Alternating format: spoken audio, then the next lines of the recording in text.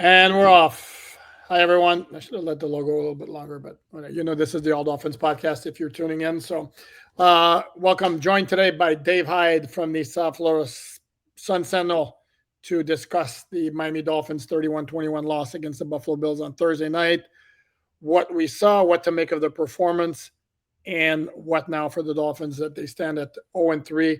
And before we get started, as always, please like, subscribe, share, comment the podcast, which is also available wherever you get your audio podcasts, whether it be Spotify, Apple, all of the streaming platforms. Check out Dave's written content at sunsentinel.com. So without further ado, Dolphins, as I said, they're now 0-3. And just for those wondering, where does that leave them in terms of playoff chances? We'll just do statistically. Since 1990, it's 165 teams have started 0-3. 4 of them have made the playoffs. Last one was the 2018 Houston Texans. Last year, the Bengals started 0-3 and got themselves on the verge of making the playoffs before being eliminated in the final week. So, Alan, two of those 4 teams that made the playoffs won the division. So they were in a bad division probably, and they won it. The Dolphins aren't in a bad. I mean, Buffalo's 3-0. They're not going to afford the Dolphins any chance to win the division now. Such a downer, Dave. He is Downer Dave from the. I'm sorry. We're starting already. I'll try to be upbeat as I can. What we do on this podcast is we spit facts. This is why, again, this is not a fan podcast. This is a journalism podcast for guys who have covered the Dolphins for a very, very long time. And let me start with this. To me, it was like, and I hate to pat myself on the back. I'm kidding. I love patting myself on the back. On the website, I had predicted 34-24 Bills. It was 31-21, so pretty close. And it was kind of what I figured, that this idea that the Dolphins were going to get completely spanked, blown off the field and all that. I never bought that. There's too much on this team to not at least be competitive, which they were. But again, they're also not a great team, not even a good team. And part of that is the key mistakes at the key times. Yeah, the question is, I thought they, other than 2 plays, and a lot of times NFL games are decided by 2 or 3 plays on the margins, right? But the Dolphins probably played as good as in stretches that they probably can. I mean, the second half, the defense actually forced Buffalo into 3 straight punts. Mm-hmm. The running game, 130 yards. They ran for over 5 yards. Ollie Gordon got involved. I mean, which is what they need. I thought Mike McDaniel called a great game for what they needed to do, and 2 plays. I mean, that's it. That's really the game. And really, I put blame on look, Zach Sealer, bad play, over effort. He on the punt crashed through, and he was probably surprised. He seemed to be surprised he got through so easily and so violently. He was so violent over the middle of the Buffalo's blocking that he just kept going and ran right into the kicker. And that, look, bad mistake. And he said so. The egregious one to me was Tua's interception. We saw it last week. He's in the $50 million club to make those plays, and I wrote my column about it today that 6 years in, and 3 games this year, you haven't seen anything that says he's the guy, and we're at that Ryan Tannehill point of how much. How many times are we going to have to hear? Well, he maybe it'll be this year. So it's not this year. Yep, and they did the same thing with Ryan Tannehill. They gave him a big second contract, and eventually came to a point where it was like, yeah, we need to move on. And at some point, it's going to happen. And he does not have a contract that's very easy to move on from in 2025 or in 2026. Could the Dolphins do a Denver Broncos and say, no, we'll take the campaign and do what they did with Russell Wilson? Maybe. Good luck trading him, because the Dolphins have paid already a significant amount of this contract in signing bonus, but he's still got option and roster bonuses coming up, plus $39 million in guaranteed salary in 2026. So the one thing about the Sealer play to me is like, and this is always philosophically, going after a punt to try to block it. And it can be an absolute momentum changer. And to me, that's great if you absolutely need to have the momentum changed. So in this idea, and unless I heard incorrectly, the rationale from Mike McDaniel was they were trying to hurry the punter's process on the punt. And to me, I was like, then the cost benefit of that move is not good. Yeah, like you mentioned, that was the third straight defensive stop they had in the second half. They were going to get the ball back at 21-21 with like 8 minutes left. Let him do the punt, because even as it were, he got the punt off before he got hit by Sealer, and it was down at the 2 yard line. So the strategy of hurrying the punt didn't work regardless. And to me, again, the cost, the potential cost, as opposed to the benefit of it, is just not even remotely there. Go after the punter all you want if you're down 21-0 and you absolutely need to make something happen. This was not the case. The Dolphins had the momentum as it was before that play, and they gave it right back to Buffalo. So that, not good.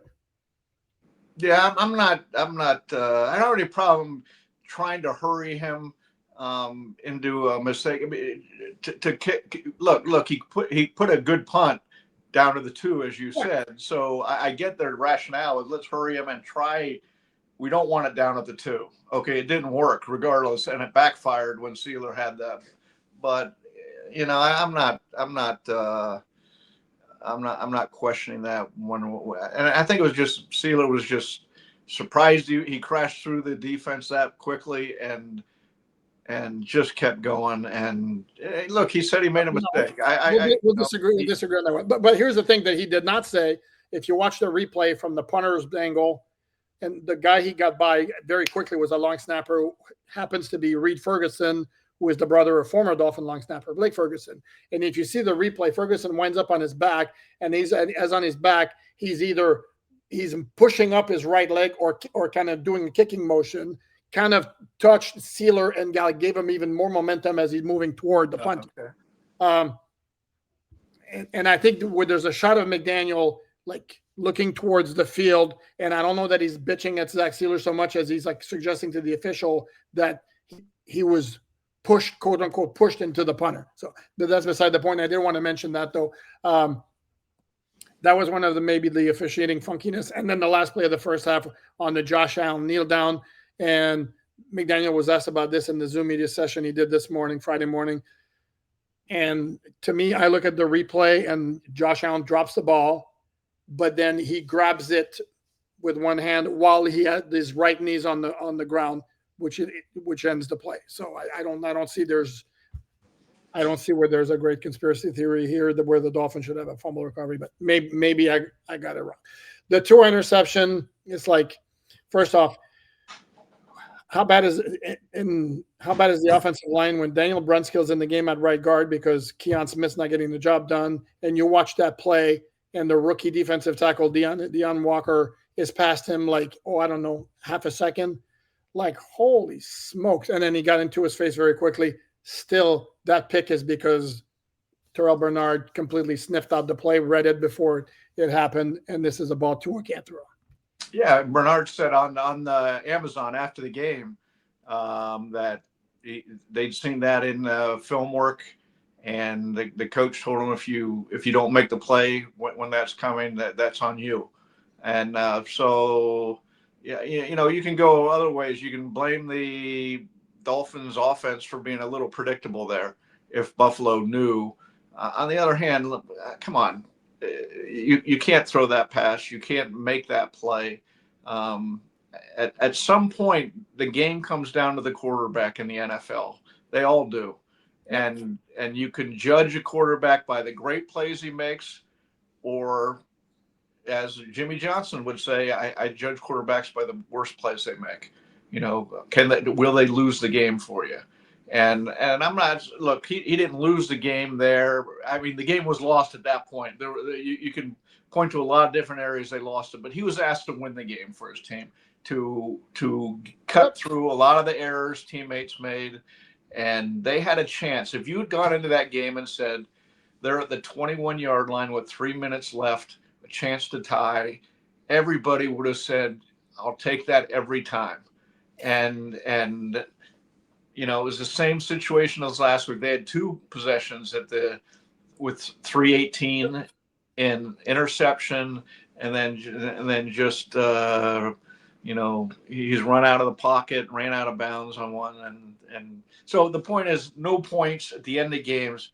And again, that's why you gave him the big contract. You were saying when you give him the big contract, he's the guy who can take us and lift everybody up and Yep. take us to a championship, take us to a second, third round of the playoffs somewhere.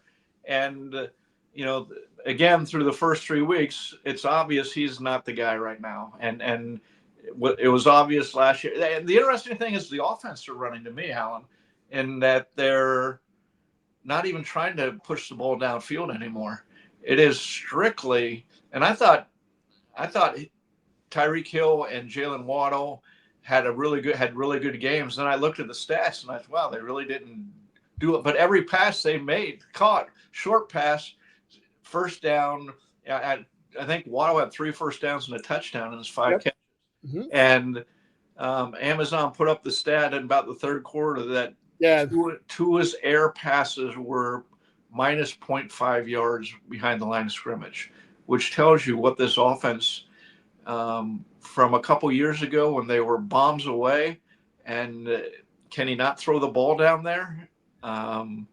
Because we know Tyreek and Waddle can get deep. They're fast enough to get deep. So it's like they're resigned now to a dink and dunk offense. Yeah, and McDaniel was asked that very question about all the short passing in the Zoom media session, and he made it a point to say that if Tyreek catches that long pass that was underthrown, that he spotted before the other two, where he got his hands on it first, and probably should have caught it. But still, this is not. I mean, it's basically like a jump ball, 50 yards on the field, which again I have no issue with. Which there were 2 Bills there. There were 2 Bill defenders there. Correct, but he's the one. If you recall the play, he's the one who spotted it first, and he got wound up in between. But this is again, he's got to be something other than just the occasional chuck down the field, see what happens, and then a whole bunch of dump off. And there are a couple of reasons to me. I look at it is the way I would phrase it. Pardon me, I'm getting all choked up here. Is that Tua looks skittish in the pocket to a degree that I haven't seen before. And I know there are certain members in the media, somebody who used to be your colleague, in fact, who will say that, well, the only reason is because he doesn't trust the offensive line and all that. Well, again, this is where I'm going to say it again. Can we stop pretending that every quarterback in the NFL always has great protection? You have to be able to operate when there's chaos around you. That's part of playing quarterback. And like I said, more so, maybe my eyes are deceiving me more so than at any other point. Maybe it's because he has less trust in the offensive line than ever. Maybe it's because of the injuries. The accumulation of injuries have taken a toll. But I see Tua as getting happy feet pretty quickly in the pocket this year. I tell you what, I didn't think the offensive line played a bad game yesterday. The play in question, Brunskill got, that was not a good block. But there weren't too many of those, I thought, where he didn't have the necessary time or he really had to rush. Obviously, he ran out for a first down. What was that, 8 yards at one point? Well done. So, but what people are saying, he's got to have the perfect pocket every time because he's not going to make plays with his feet very often. Nobody has a perfect pocket all night. So the offensive line, look, they ran for 130 yards. And decent pass protection. I'm not obviously it wasn't airtight, but I didn't think that was an overwhelming problem in the night.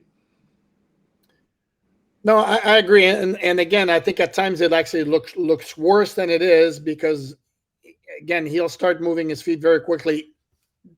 Even to me,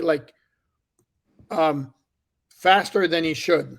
Like he's almost anticipating the pressure when it's not quite there yet. And let's say Xavier Howard's quote. If the first read isn't there, he panics.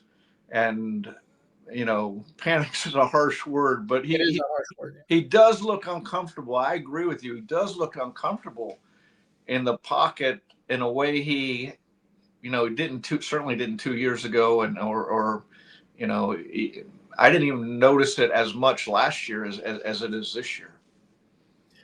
Yeah. And having said all that, and this is not like Tua sucks. It was all on Tua. We've already said it. No, it was not all on Tua. And actually, he had some very good moments. The drive at the end of the first half was very, very impressive because in addition to the scramble, he had a play where it was Tre'Davious White who came in free on a blitz, and he basically got around him and then made the completion to Tyreek Hill. And by the way, if we're going to dump on Tyreek Hill for not catching that other ball between the two Bills defenders, that catch he made off the play where Tua scrambled to his left. That pass was a little bit behind him as he jumped. That was a nice catch. So, but again, Tua is a fine quarterback with some very good moments, but you're not paying him the way what you're paying him to be just that. It's to be more than that. And yeah, like you said, he may not be that guy. Having said all that, I think through the course of the season, the numbers are going to get there. I think the offense is going to have some good games, and I think the Dolphins are going to win some games. You agree? Yes or no?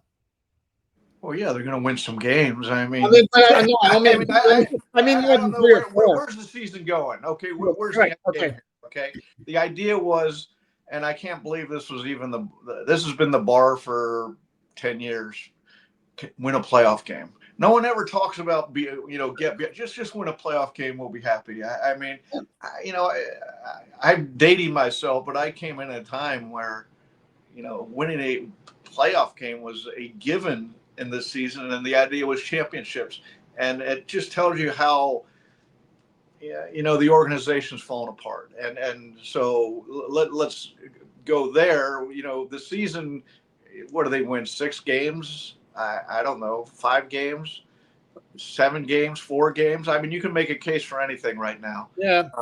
But the bottom line is Mike and Chris Greer and Tua are fighting for their jobs, and it's hard to see how they come out with intact when after 4 years together, they're swimming backwards. So that's really what's on the line the rest of the way. I get the storyline went away last night because they played a hard game, and I really hate it when people they didn't quit on the coach.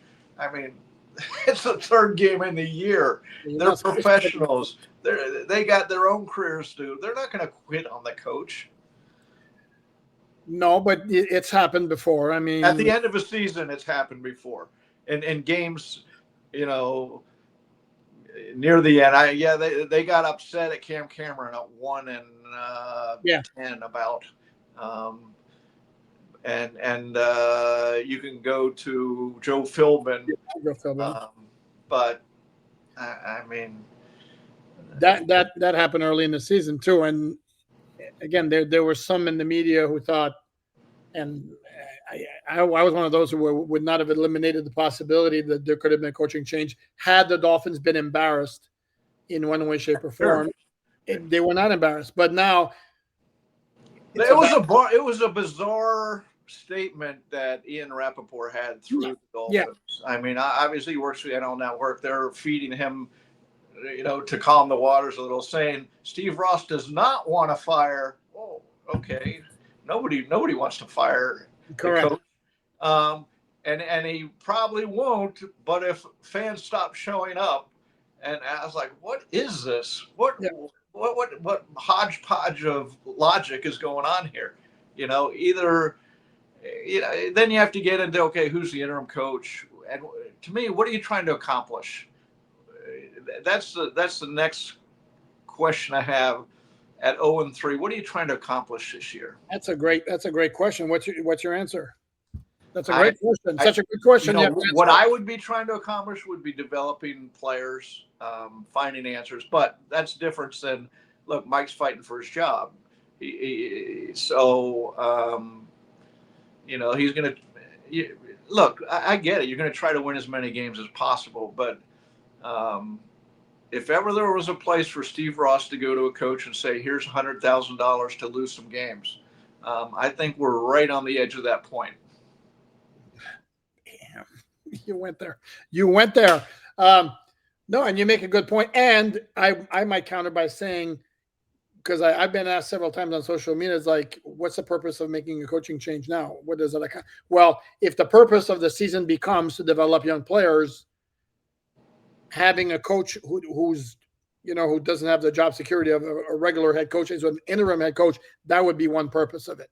And to me, I think it may be back on the table if the Dolphins lose to the Jets, because now we're talking 0-4. I think it was palatable to lose to the Bills in the manner they lost. I don't know that there's any way. Like, what happens at 0-4? I mean, does Stephen Ross stay the course? And then what kind of crowd are we expecting? Was that almost an invitation for Dolphin fans who want to change to not show up on Monday night? That was kind of weird. Or asking for a fan referendum on Yeah. What are we doing? Thumbs up or thumbs down? I mean, that was very weird. You got to know how you want to run your organization, and you run it the best you can. And sure, you're going to be aware of what's going on with your fans. That's the business. But to say they can make the decision for you is very odd. No, it is absolutely very odd. The whole thing is odd, and they're just at a really bad place right now, because again, we're 3 weeks into the season. It's not a terrible team. You mentioned they're not going to be worse than New Orleans. They're not going to be worse than Tennessee. They might not be worse than Carolina, although we might have an idea when they play against them in week 5. So, the last thing you want is for them to be in no man's land again, to be like, 10th, 11th, 12th overall pick.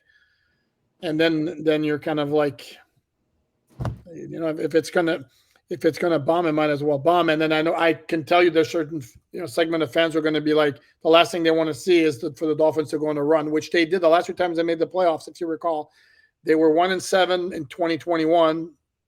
They were still alive the next to last week of the regular season, and then last year they were 2-6, and they were alive the last week of the regular season. Well, that's the story of the Dolphins of late. What was Brian Flores? 1-6, 1-7, 1-7, and they went on a run and to the edge of the playoffs at the end. And so, I mean, that's when the pressure's off, when a team probably plays more to how it should. The Dolphins should have won the New England game for sure. And they do have some talent. When everybody says Tua needs help, I'm like, he's got 3 very good playmakers, and you've seen it. You see it. The offensive line is a question, but again, I didn't think that was awful. The defense is a question. They put everybody in bad spots, but again, if you would have told me going into the game, we're going to put the ball at the 21-yard line with 3 minutes to go, you're down a touchdown, I'd say, go. Let's do that. And there was first down too. That to me, that might be the most upsetting part of the whole thing, is the pick came on the 1st and 10, and with plenty of time left. So it was like, and I think Kurt Warner explained that Tua did nothing wrong on the play, that's where the play was designed to go. Well, if that's the case, I have to go back and look at his tweet more. I'm going to side with the other old quarterback, Ryan Fitzpatrick, who said when Tua said 10 out of times he's going to throw the ball, he said very nicely, I think Tua is going to walk back that comment when he looks at the film. I mean, you don't want to throw the ball there. That was just like he did the previous week. He didn't want to throw it right to the linebacker either. I don't care the design of the play or the call. You got to come off that when it's not there.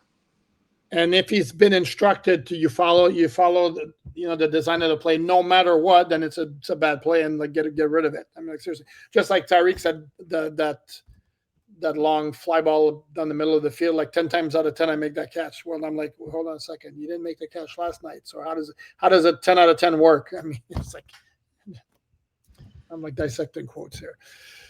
What would you anticipate in terms of crowd reaction on rivalry Jersey night, week 4 Monday night game against the Jets? Well, you know as well as I do the South Florida atmosphere. It will turn quickly. Look, against New England, they were getting booed in the first quarter. Okay, You come back 0-3. If it starts off bad, they'll boot. I think the crowd will go whichever way the Dolphins' performance is. If they have a good game, it will be very rapidly behind them, and because it'll be a fun night then. But if it goes south early, it won't be pretty. It's really not a great state of affairs for the Dolphins. I think that we're still left with a bunch of questions. I think there was one answer that was provided Thursday night. It's that there will not be a quick firing, we don't think, of Mike McDaniel. But beyond that, again, where does this season go from here? Again, the odds of making the playoffs, 4 out of 165. That's 1 out of 41. It's not great. This is where we stand. At least the Dolphins can show that they can compete against good teams. Now they have to show they actually can win a game. And the next couple games are very winnable. I mean, yep. to me, it's the story of the Dolphins. And you talked about bad starts, and then they come back 0-3. They've gone 2-3, and everybody's talking playoffs. And yeah, but it really doesn't change some of the very obvious holes in them. There is talent here, but there's also glaring holes in the secondary. They lost another cornerback, it looked like, last night. So yep. Not only did they start with a questionable cast in the secondary, but they're losing players. They how many corners is that? 3 cornerbacks, I believe they've lost. Certainly 2 with Kohu and in training camp. But yeah, and I gotta admit, the back 7 to me is a real question, because I don't see a lot of coverage. The rookie tackles, defensive tackles, were just getting mauled last night. Yeah. And that's a growing area. Okay, when you're playing them, that's a tough job to step in from college. And Christian Wilkins, you look at him, he was a nice rookie, but he wasn't anything close to what he became after a few years. So I'm saying that's development area, but you look at it and it's one of the problem areas right now when you're talking about winning and losing, or controlling the game or not controlling the game. Yeah, and if we remember, Chris Greer kind of acknowledged this was a reset type of season, and this is what happens when you're playing a lot of young guys. It'll pay off in the future, but there will be some growing pains. If they're good, it'll pay off in the future, because they'll develop. Yeah. That's what we're hoping for, like Jonas Savaiinaia, who right now is the worst rated guard in the NFL according to Pro Football Focus, if you buy those rankings. And then another one we're looking at Kenneth Grannon, and you look over at Indianapolis, which had picked right before the Dolphins and took Tyler Warren, who looks like a complete stud at tight end. But tight end is a position that's a lot easier to shine and make an impact early on, as opposed to a defensive tackle. So there's nothing wrong with the rookie stepping in and playing great from the start, is there? No. I mean, so Savaiinaia is that's a little surprising to me, how he hasn't looked NFL ready these first 3 games, and it's been rough.